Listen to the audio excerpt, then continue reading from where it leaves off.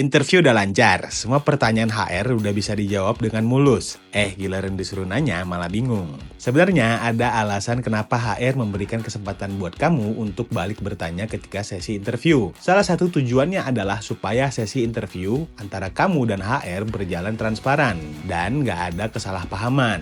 Nah, kalau kamu masih bingung apa yang harus kamu tanyakan ke HR waktu sesi interview, kamu bisa contek list pertanyaan ini. Yang pertama, apa sih hal yang paling menantang dari posisi ini? Kamu berhak tahu apa job desk yang bakal kamu kerjakan jika kamu keterima di posisi yang kamu lamar. Tujuannya supaya kamu bisa mempersiapkan diri kamu buat mulai bekerja. Dan barangkali bisa mempelajari beberapa hal baru juga yang nantinya bakal jadi job desk kamu. Makanya tanyakan aja soal ini ke HR ketika sesi interview berlangsung. Yang kedua, kualitas apa dari kandidat yang paling dinilai? Setiap HR pasti memiliki kualifikasi sendiri yang mereka pegang dalam menyeleksi kandidat.